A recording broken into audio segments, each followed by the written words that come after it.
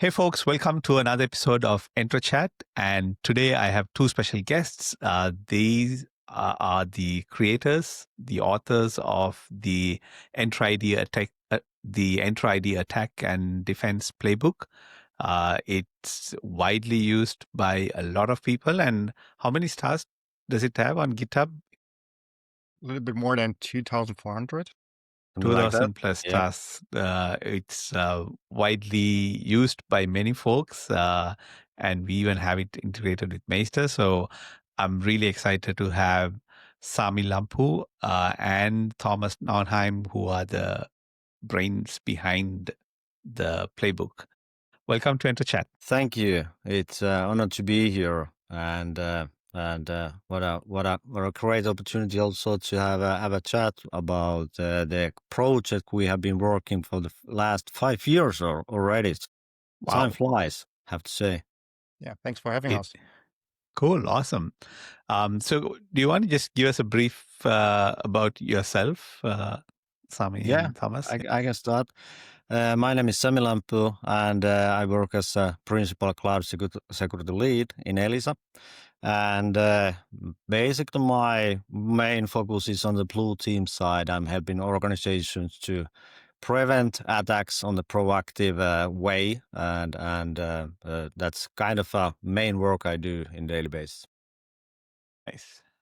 Yeah, and I'm Thomas Naunheim. Thomas. I'm a cybersecurity architect at glueckkanja and also Microsoft Security MVP. Yeah, I'm deep in love with Microsoft Entra, and two topics are close to my heart: everything related to identity access, but also cloud security.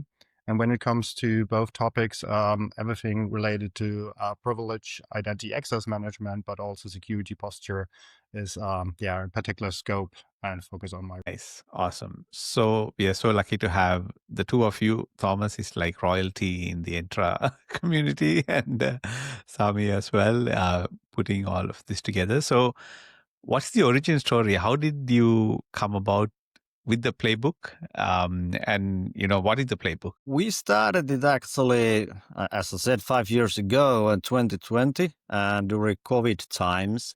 And I think we just found each other somewhere from social media that, hey, that guy is actually doing quite cool things around Entra.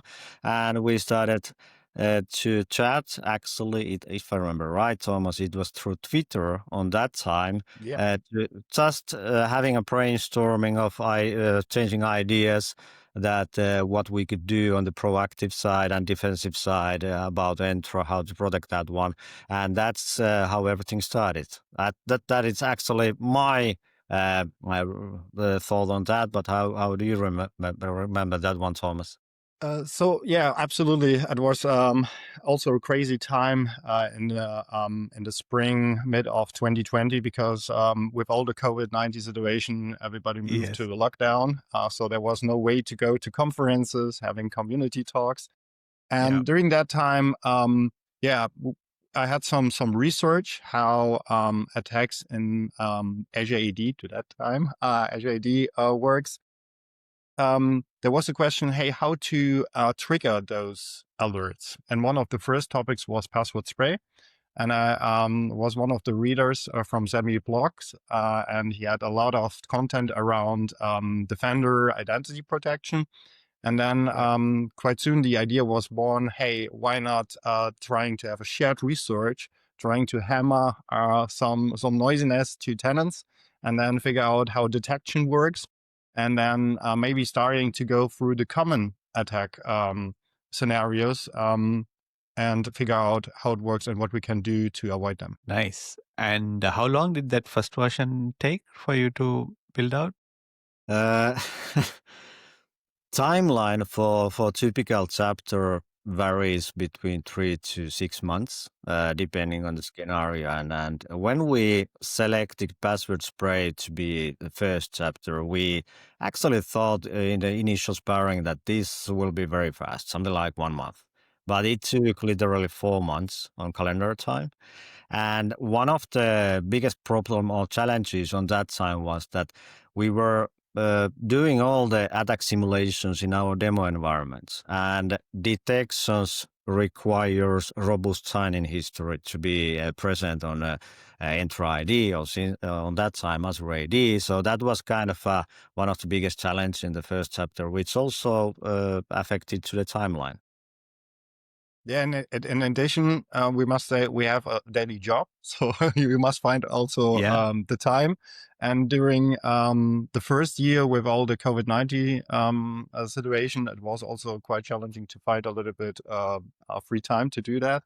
But we are in luck. Sami and I, we are morning owls, so the perfect time for us to have a chat, to have a call, discussing a discussion on research results or talking about what could be a potential content. That is something what we do quite in the early morning hours before business starts. And that was also some nice learnings in the first chapter, how we like to collaborate, how we like to interact, how are the sparring sessions and so on. That was also one of the challenges in the first chapter, but we find a good mode how we can collaborate on that one. And just addition that we started to do everything on Teams and we were sharing Word documentation on that time, but quite soon we turned to GitHub to have a better collaboration in there. But it's a funny side note as well that if I remember right, Thomas, we were working remotely totally without seeing each other 3 years, 2.5 years, something like that, until we met live in person in Seattle, actually, in MVP Summit. Wow. Nice. Yeah, that's the COVID story, right? For a lot of us. So tell me about the chapters. You said password spray. Can you give like a high level overview of all the chapters you have so far? Yeah, the idea was at the beginning that we, as I already said, collect the most common attack methods, and we started with password spray. But we're also going through other content. What was also quite interesting is everything related to consent grant attacks. So illicit consent was also one of the chapters. We did some research on tokens. That was also a tough one because we started to understand how all the primary refresh magic works behind the scenes. How is the protection level of the different session and token artifacts in the browser? So that was also something, I think, one of the most intensive chapters that we had. And also about workload identities, so service principles and pipelines, and the recent one, and I think that is already the second chapter related to Entra Connect, and we released some content around the new application-based authentication. So we really try to have a various aspects, what could be attack or entry points to the Microsoft Entra story. And what we also did is building some appendix. And there was great contribution by the community. For example, Chris Brum did some appendix content about containment when it comes to lateral movement from on-prem to the cloud. So we really like to cover a lot of attack scenarios. And I think, Sami, one of the challenges was also following the same structure, right, for each chapter. Yeah, definitely. And if we look on each individual chapter, we try to follow the same pattern there, which is short story and simulation or instructions how to simulate the attack scenario. But the strong focus is on the detection and mitigation side.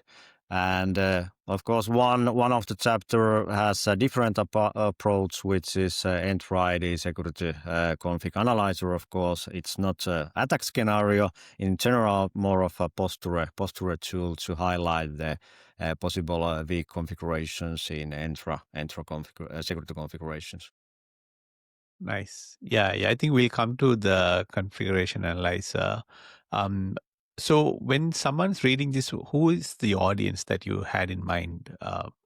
Who would? I would say in general, everybody that is involved in identity and also from the security perspective. Because as Sami already said, we have this perspective about the attack scenario and also give some some content related how you can simulate the attack. So there's great content in the community, how you can simulate, for example, password spray, how you can simulate a phishing attack and so on. And we like to give some hands-on instructions for the good guys, how you can simulate those attacks, because everybody likes also to understand what are the ways that attackers take to start compromising an identity. So I think for everybody interested in attack scenarios, it's totally interesting. And when we could talking about mitigation, it's more the plus side. So everybody that is responsible in securing Microsoft Entra, there's tons of content there, and we don't like to rewrite Microsoft Learn content. So there's also great stuff there, and also some great community blog posts. So we make references to those existing advisories, how to mitigate the attacks.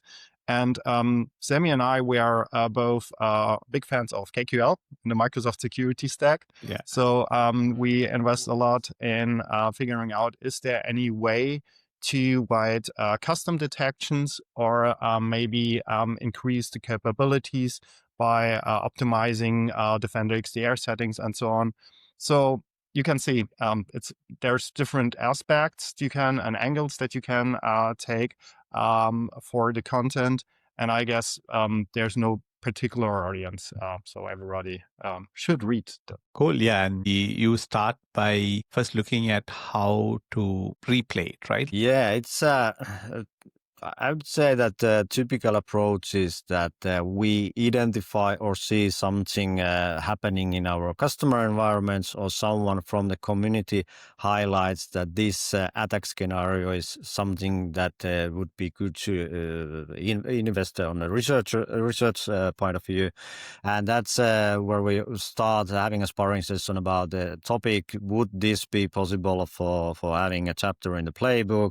How the attack flow goes? What would be the possible detections? Are there native detections available in the Microsoft security stack?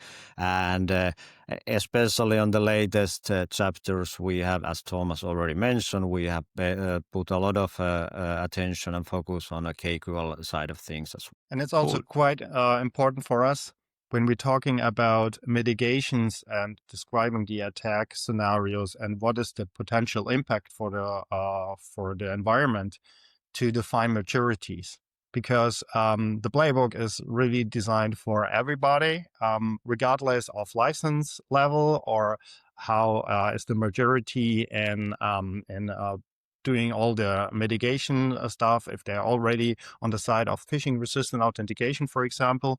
So for us, it's quite important that we give depending on the majority, some hey, what are the efforts to implement those things? What are the positive impact? And that's quite also important, because otherwise people will read the document and say, oh, there's nothing what I can do, or I have already done the mitigation part. So we really like to provide some tips and recommendations for the different majorities. Right. Cool. Which of these chapters would you say was like the hardest for you to write? Like, in terms of you couldn't find enough information and you had to do a lot of work digging around. Well, I hand the ball over Thomas. What is your opinion? I have one on my mind. It's honestly, it's hard to say. I would say from the detection part, it was really the story about workload identities and pipelines, because it's really hard to correlate between pipeline run, sign in from the service principal, and activity, especially if in the pipeline we had a managed identity and there's no information about IP addresses and so on. So I think that was quite hard for the detection part. Definitely. Well, want to add that we had Joshua Santasalo working with us with that chapter, and he's very skillful with KQL. So he did a lot of work with us on that chapter. Yeah, and that's really important to mention. So when we talking about writing the chapters, and also the idea behind the playbook. It is something what we really like to have as a community-driven project. So everybody is open and welcome to join the project, writing content. We have community members that are doing the review part, people that have some suggestions how to update content and so on. And even for us, with all the sparring between two guys, it's always helpful to have others that join, giving their view on this topic. So we had some familiar names that joined the project and take part as contributors.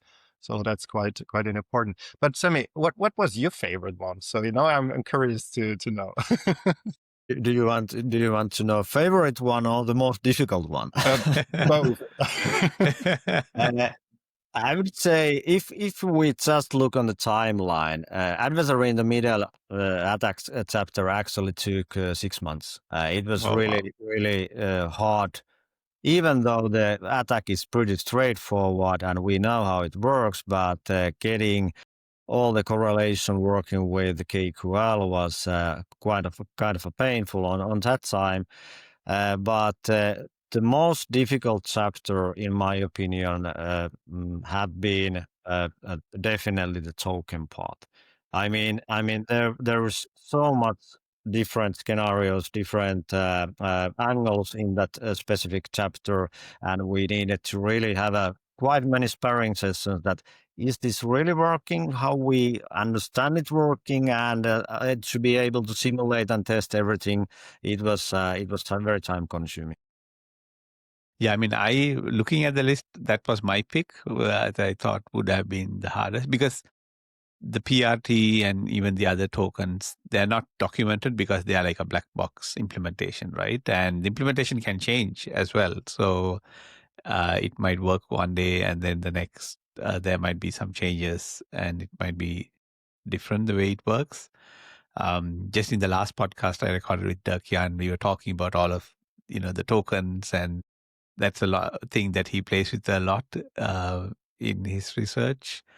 And he was talking about Rudy, who publishes, in the Intune side, all of how the tokens are used, and goes into a lot more detail when it comes to the device side of things.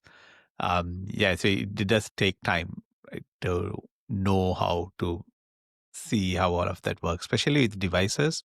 You need different types of devices to test with and all of that, right? So it's a lot of time and effort that goes into it. And especially regarding the token, the challenge was we had some different scenarios. So what about an unmanaged device when it's using a session proxy like Defender for Cloud apps? What about the access tokens in the browser on a rich client app? So as Sami mentioned, scope is the key when you like to write a chapter or a book or something like that. And when we're talking about tokens, it explodes directly because you be like a child in a chocolate factory. There's so many things to explore. And for example, for the primary refresh token, there's this great Microsoft Learn article, which already mentioned a lot of insights about where the keys or what will be used for signing or encrypting. And I guess we have read this article 10, 20 times, and then starting to write our own visualization, how everything is in relation to each other and what are the dependencies, and then read it again and compare it to what we try or mean that we figured out so far. Right. So this chapter was also from visualization and to explain how it works behind the scenes, the most tough one, honestly. Yeah, trying to describe very complex things on a simplified way, it's always difficult. Yeah, but as Thomas mentioned, scoping is really, really important because you always find different paths on your security research, but you need to try to keep the focus on the key item you are investigating and researching on the chapter. Otherwise, it will be never-ending story. Yeah. So how do you decide like what the scope will be, when to stop? I think we are the wrong persons to give a perfect answer to that one. You don't know But when to stop. yeah, but honestly, in the first weeks, it's quite okay. You try to explore what could be part of the content. And of course, sometimes Sami and I have different directions where we go for our research. And maybe some person is more interested in the attack description. The other one is in love with everything what it comes to a mitigation. And after a couple of weeks, when we figure out, okay, we are still in the research phase and we are not starting to start the deep dive content, then we have a shared session and then discussing, okay, what will be the expectation from the readers? So because you can describe a lot of things on the side notes, but then you leave the path that maybe the most people are interested in. For example, primary refresh token or refresh token replay. Of course, Defender for cloud apps and how it is involved in the whole story and what could be additional entry points by using a session proxy is super interesting. But for the most people that just like to know how they can protect a PRT or when is a refresh token protected, are not maybe most interested in that. And then we started, okay, let's split that one. Maybe that would be a topic for another attack scenario about unmanaged devices. So it's really also something that we like to take the view from the readers, from the audience, what would be in their particular interest. I guess, I mean, that is mostly what we do, right? Yeah, good and accurate more. Yeah. So what when you were doing the research for the PRT, right? Like what was the thing that you learned new and what surprised you the most? So I guess for me, it was the most interesting part about the role of the TPM. And in a perfect world, everybody has their TPM enabled. But then we started to try to disable a TPM like an attacker. So what happens if a TPM becomes unavailable? And then what is the impact for the PRT? So user now try to sign in. And when TPM is not available, is there some suspicious or some user-facing impact that Right. makes it a little bit more suspicious? And then we figure out, for example, that the device compliance policy that checks if the TPM is available has some delay. And then we started to have some research. When is the client side or event trigger interval for updating the device compliance status? And then you can imagine then you be in another rabbit hole. Okay, under which condition it will be updated or not. And so overall, we get some side notes in this chapter. Hey, take care that device compliance updates are not in real time. And if there's a change in the security posture of the device, like TPM becomes unavailable, that's important. And also if TPM is out of the game and the user sign in and, for example, UPRT will be used, for example, the session key and everything else, leaves the TPM and will start outside of the TPM. Even afterwards, the TPM is back in action. I don't know if that's the same situation like, when was this chapter, 2 years ago or something like that? Yeah, 2 years ago. But during that time, that was one of the findings that we had and quite interesting to see. But I guess that was once, right, of the things, Sami. Yeah, definitely. And we spent quite a lot of time for investigating that specific scenario that Thomas described. And I remember that we had multiple discussions with community folks who are very deep on the device side of things, that how in the reality these compliance settings and policies are configured from a device point of view. And we added quite a lot of, or at least few side notes to the playbook, taking into account also admin accounts and the devices they are using. Maybe to have separate policies for those ones with more strict requirements. Cool. And so what's the latest chapter? Tell us about the newest one that you added. This just came out of last week, right? Or 2 weeks ago? Yeah, it was last week. It was actually a second chapter about Entra Connect because was it, Thomas, 3 years ago when Around this time, yeah. So we started to elaborate Entra Connect 3 years ago because we know that there are 3 different accounts, basically what the Entra Connect is using. And on that time, the account which is responsible for syncing all the objects from on-premises to cloud, and in some scenarios, vice versa on the back. On that time, the account was normal AD account, which was used for or adversaries could also leverage that account if they get access to that account, and on that time the account also had very high privileges to Azure AD on that time. Entra ID. Sorry, I'm using Azure AD all the time. I've been working with Entra ID so many years since it was born. So Azure AD is somewhere back in my memory. It's more naturally. But anyway, on that time, that specific account had, as I said, huge amount of permissions. Basically, if adversaries could get that account in their hands, they could do quite a lot of bad things on the Entra ID side. That was mitigated a few years back, and the permissions were shrunk down. And now, when new authentication method was introduced, we had a session with Thomas that would this actually be something that we would like to invest on the security research side of things, because many organizations are starting, even though of course the old methods and authentication methods are still in use, many organizations and support it, but many organizations are also turning or updating their Entra Connect to use the new method. So that's how we started to look on things. And I think it was your idea, Thomas, if I remember right, to look on this one. Yeah, one of the things that rings the bell for us is when Microsoft decided to go with application-based identity. And the word application is involved. That already gives some attention, because you had this topic in one of your latest episodes. When it comes to application governance, we see some, how I can say that, room for improvement in many organizations.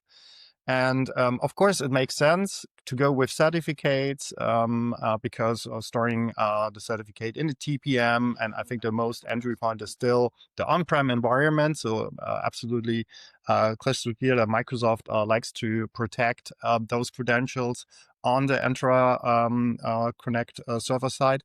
But on the other side, we had before a user account that is protected by Microsoft Entra because of the directory role assignment for this directory synchronization account role.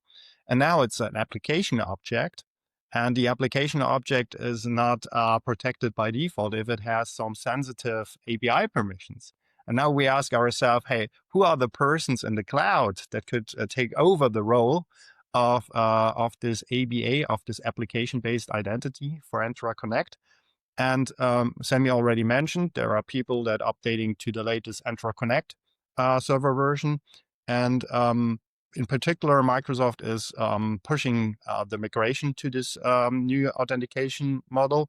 And therefore, we found it really important that there's some content out there to give some attention, what could be a potential attack scenario, and what you can do with Workload ID Premium, but also with detection, to avoid abusing those application identities by some, for example, cloud application admins. So tell us, like, what are your recommendations for those sync accounts that you have in the doc? I mean, people should go and read the playbook, definitely. But off the top of what you've recommended, what are the big things people should look at? So Sami already mentioned we did some work with detections.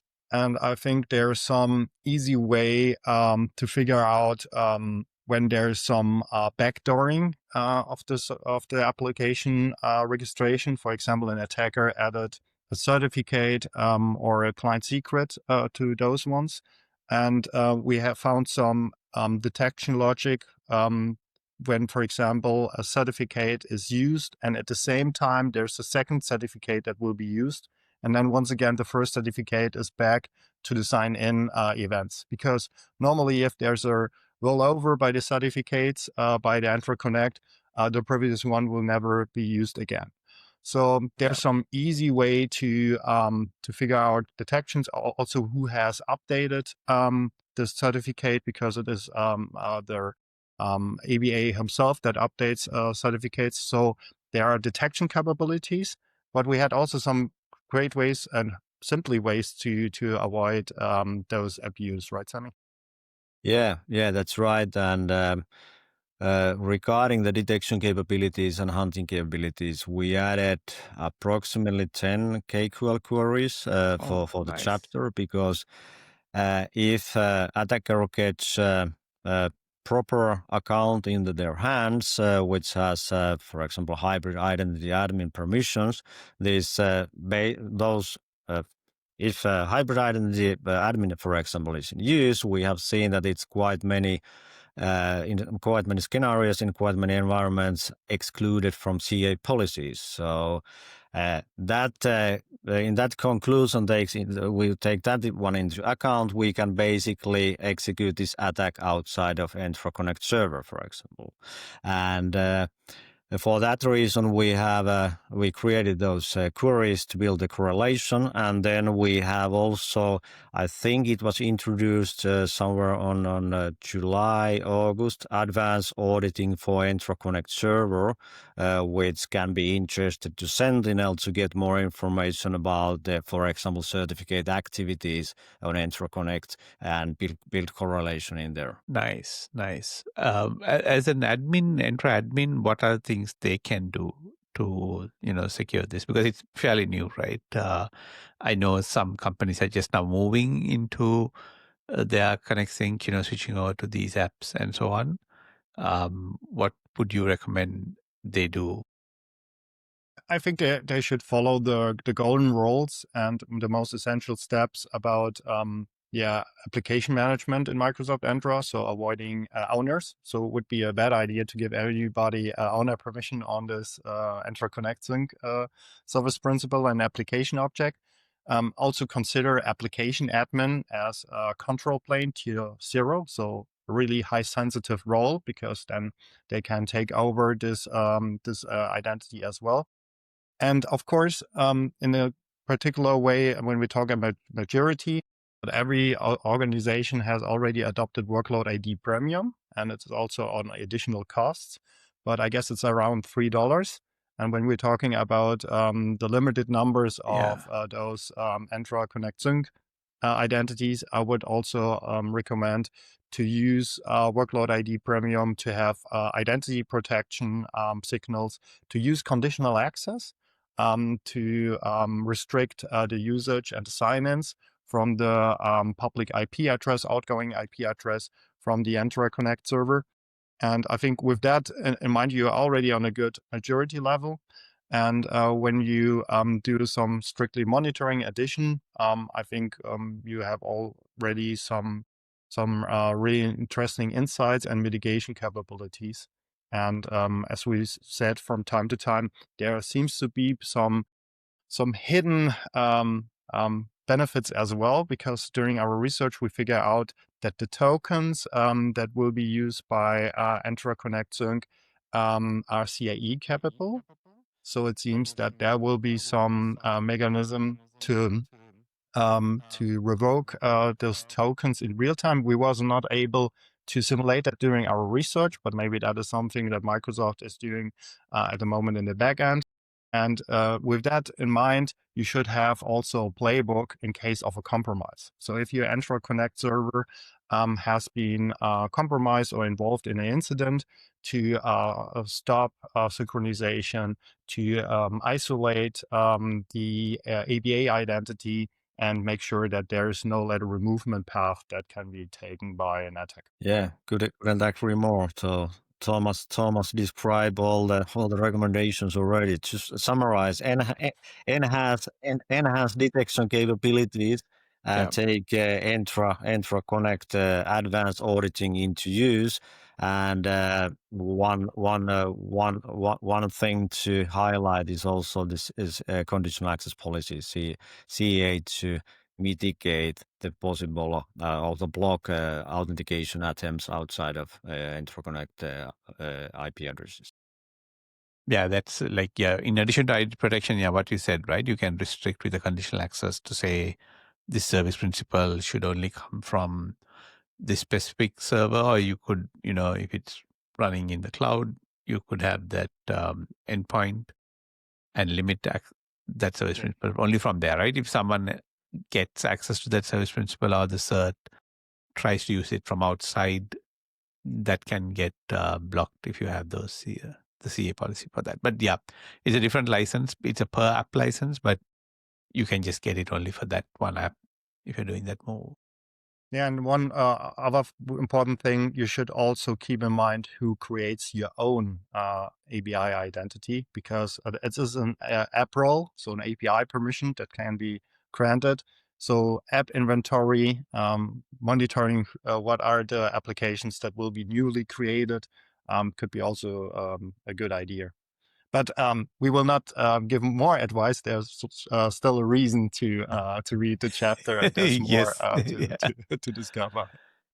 Cool. Yes. I mean, so that's just a taste of, what the depth to which Thomas and Sami have gone through. I'm like, that's a lot of hours to spend to figure out how, all of that works and to prove things and then do the detections as well on top of that, right? Like, I think that's where there's so much wealth of knowledge and gold in there, and you're just giving it away for free to everyone. So, that's the insane part. And we have the HSCAR, which we spoke about, right? Entra ID Security Config Analyzer.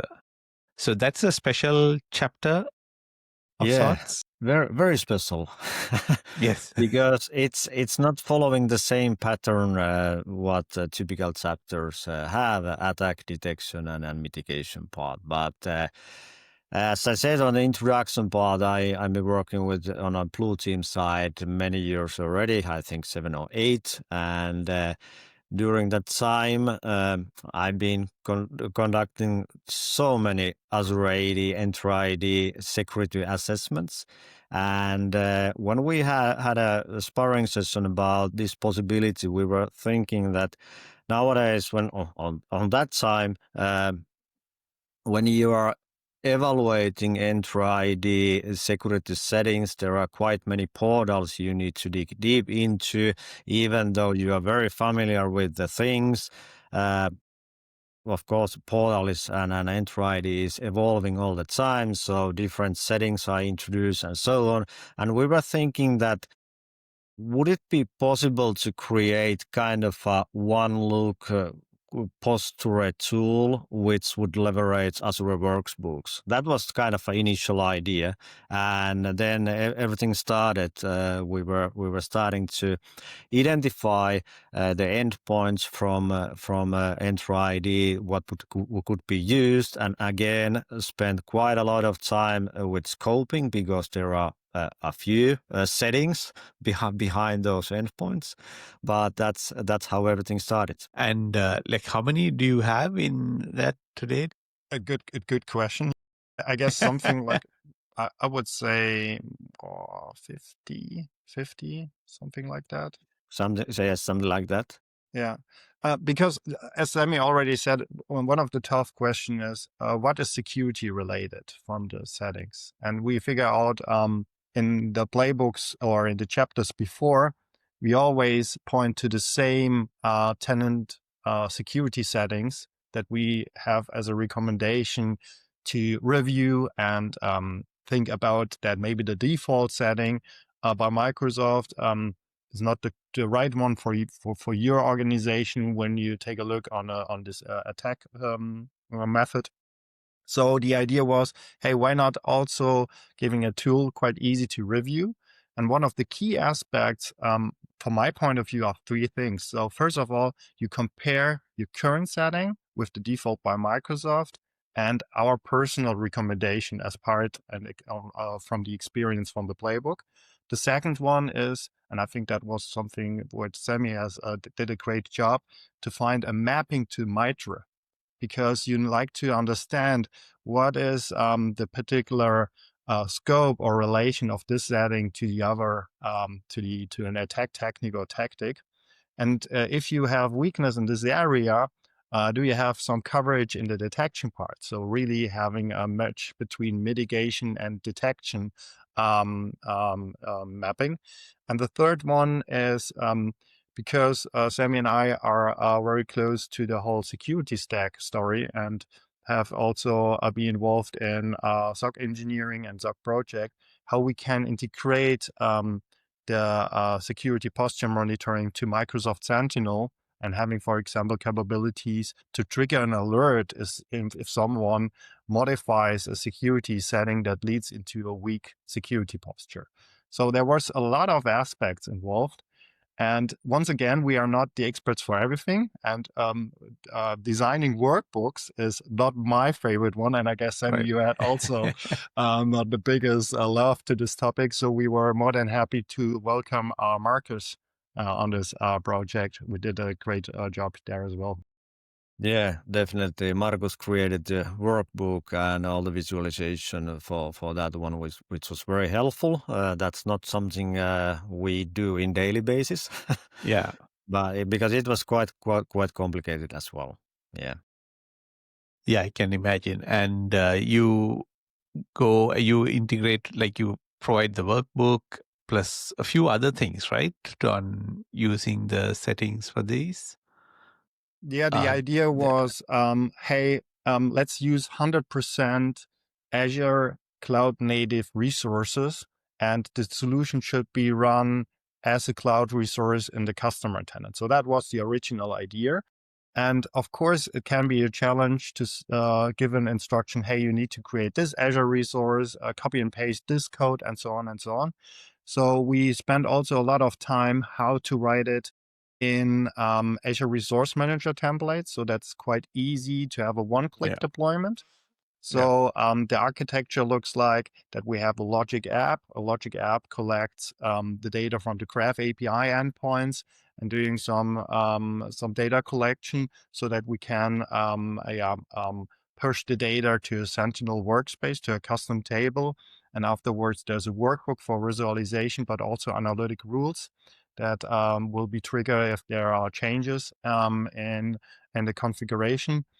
And the idea was also that the JSON file that defines the endpoint, the recommended value and Microsoft's default configuration value, is located on the GitHub repository of the Entra ID and attack and defense playbook, so that everybody can review, contribute, and update the content. And it was also during that time the idea, if there's someone else that like to use a monitoring tool of all the security posture tool, they are able to use this JSON file to integrate it to their own tool. And honestly, I must say, and Sami, I don't know how is your feeling about that. There was two challenges in the project. First of all, finding a schema for all of the Graph API endpoints and how we like to use them in HSCAR. And the second one is finding a good name for the product. and it was during that time that Microsoft rebrands Azure AD, and we had also to rename our project as well. So that was also too tough. I remember that this was one of the hardest chapter to build because so many different things included in here. But I could highlight those two. What Thomas just mentioned, defining the schema, because having aligned schema with all of the endpoint settings and data which we are getting there, and the naming of the tool, that was definitely the most difficult one. Right. Especially when there are three guys trying to figure out that what would be the good name and acronym for the tool. But I still remember that I spent quite a lot of time with Sentinel side of things because it wasn't easy as well. But very happy for the result that we were able to accomplish our initial goal in there.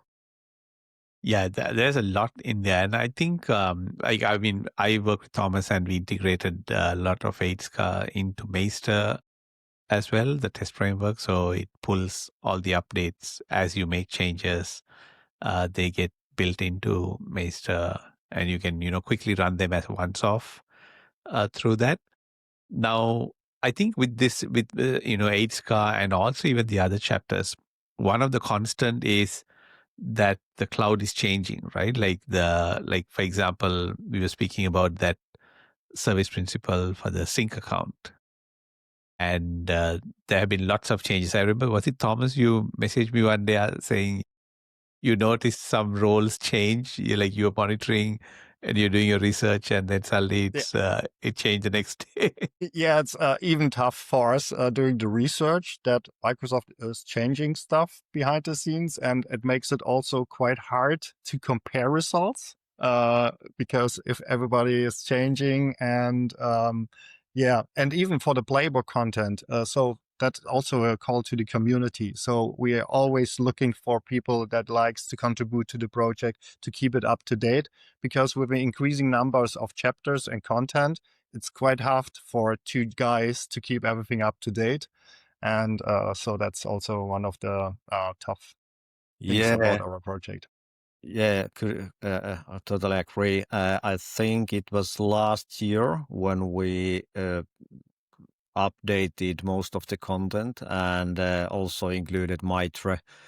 It was end of 23 or early 24 when we included the Mitre content on all of the chapters, which was kind of a huge update from our side and huge work to include that one. But we have at least consent grant chapter we have updated. And now when we talk about Entra Connect, we decided, because the scoping is a little bit different, we are focusing on the service principal side and the new authentication method. We will not update the earlier content. We leave it as it is because the attack scenario still remains, and we are focusing only on the new stuff and build totally new chapters. So that's I think we have already 8 chapters and 2 appendix, and as Thomas said, it's very hard to keep all up to date all the time. Yes, yeah, and as being at Microsoft, I can see the changes like Microsoft making based on research and things that folks report to MSRC and so on. Microsoft is also tweaking those, and internally we have the whole Secure Future initiative with SFI, and that's one of the things that drove the whole app-based model for the Entra Connect sync, right? Because it was not very nice when you're using like a user account for that, and then having you exclude it from the conditional access policies and so on. So there were those, like, I see the changes happening from inside, and then you having to keep up with all of that. So how did the community get involved? Like for folks who've been listening in and they've come in, they've read, they saw something they want to recommend changing. Is there like a Discord chat that they can discuss in? GitHub? What's the sort of the typical flow? GitHub is, I think, the easiest way to contribute. If you would like to update something, just send a PR from there. And of course, we are quite active on social media, especially on the LinkedIn, so folks can easily reach out us from there as well. Yeah, and we get also some issues. So that was quite impressive to see after we integrated HSCAR to Meister. There has a lot of feedback and also discussion, because before it was more that it's the opinion by Sami and Thomas how you should configure it.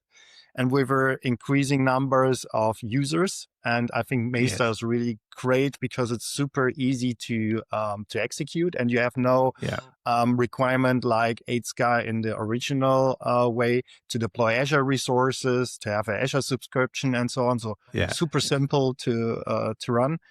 And there was a lot of feedback, and that also our challenge. Hey, we need to give this feedback back to the original JSON file so that it also affects the original HSCAR deployment. And that was super cool in our collaboration, Amaryl, that we had this sync script, and that we still have Yes. a source of truth, the HSCAR JSON file. And sometimes it's a little bit confusing for people that are contributing to Maester. It's not a direct change in the Maester repo, but Yes. with Yeah. the maybe the relation that we described today, it's more clear. There's also another tool that plays a role in this. Exactly. And when people see a test failing, they go like, "Oh, but I think it's correct." And then that's the way the discussion starts of, Super cool, should we yeah. do that or not? Like one recent one I remember is in the Authenticator app. There's a recommendation, to turn on things like the geolocation and so on, and we failed people if they didn't. But then someone said, "Oh, we turned off Authenticator completely because we are using the phishing resistant stuff only in our tenant. So you're failing us, just because we didn't turn it on." Yeah. But yeah, we went ahead and did some additional things, right? If that's turned off, to not have the child tests fail as well, just Yeah, based and on we that. see also the benefits in Maester about what we introduced with skip conditions, that there's a relation between each of the checks. That is something Yeah. what we introduce in the 8-scout JSON file as well. It's a tough job to integrate it to a Logic app as well, because Logic app Yeah. has not this, how can I say it, a native If relation else, yeah. dependency resolving. And honestly, Logic app can be a tough job when you like to build complex steps and relations. So there are some stuff that is only available in Maester because of the complexity. But Yeah. it's great to see how that has a positive impact, that we bring 8-scar to Maester and the overall quality of 8-scar as well. So as always, when community works will be used in several places and find more audience, it's always great to see. Yeah, and yeah, that's what I like about Maester as well. It's the whole community, people from different walks of life, different products as well, from Exchange coming in with these different checks from Exchange side of things, teams, and then bringing all of that in to like one framework. That's so cool to see. the usage go through the roof every day. I'm astounded when I see those numbers. And that's one feedback you also don't get, right? Like you only have like the GitHub stars and the stats to go on. Whereas with Maester, we can actually see when someone runs it and they're using, and especially when the feedback comes through. Yeah, it's mostly stars, but Sami, we get also some direct feedback, right? Yeah, actually, quite a lot of direct feedback, and especially through social media, as I said already, people are reaching out and asking clarification for some things or recommendations. So I'm always more than happy to help people. Cool. So what's next for the attack and defense playbook? What are the things you're looking into? The next one we have, we are actually sharing a stage on the Purple Elbe event next month on Hamburg, Germany, Nice. and planning to participate some events next year with Thomas, but we haven't decided where to apply and what would be the next chapter. We have something on our mind regarding service principles and multi-tenant applications, but let's see, will that be the final outcome for the next one? Yeah, And you there's an Ignite ahead, so we don't know what Microsoft will announce there, yeah. and maybe we get some new toy that we can play around and figure out how it works, or how we can, think about attack scenarios. But as Sami said, what is a great pleasure is we started with the COVID situation, 100% remote, working on the content. And this year we started for the very first time to have a shared speaker session. In Hamburg, it will be the very first time that we are on site in a room with real people to talk about the playbook. The one in spring this year was a virtual meetup, and it's great that we now move more and in a situation that we can present our learnings to the community in on-site conferences and community events. So looking forward for that one. Yeah, but have to say that when we were planning the session we had back in February this year, it was pretty difficult to combine all of the cool findings in 1 hour session for the past 5 years. That was quite a tricky thing to do. But yeah, it is, right? There's so much in there, and you had to pick your favorite babies, like like we did today, right? You had to pick the good ones. And speaking of Ignite, yeah, I'm sure that I don't think there's going to be anything on AI, so it's you can not worry about AI stuff at Ignite. Yeah, let's see. Cool, awesome. Thanks so much, Thomas and Sami, for coming on Entra Chat. Any closing thoughts from you? thanks for having us. It was a pleasure to be here. And maybe key takeaway from here is that reserve some time for going through the our playbook and some content that interests you from there. And if there's anything you would like to update or having sparring session, please reach us out. Yeah, from my side also, thanks for having us. It was a great fun and pleasure. And maybe one recommendation or advice to the listeners, please block some time in the week to have research for yourself. Is it reading our playbook? Is it some other community resources? But be curious and like to learn more about how defense work and what are the attack simulation scenarios, or what you can do to trigger some things and learn more. That's, I think, very important. So yeah, you reserve the time and ask your boss that you can do. Yeah, I mean, that's an awesome tip. Reserve the time. I would say one other thing for your career is to write about it, share it.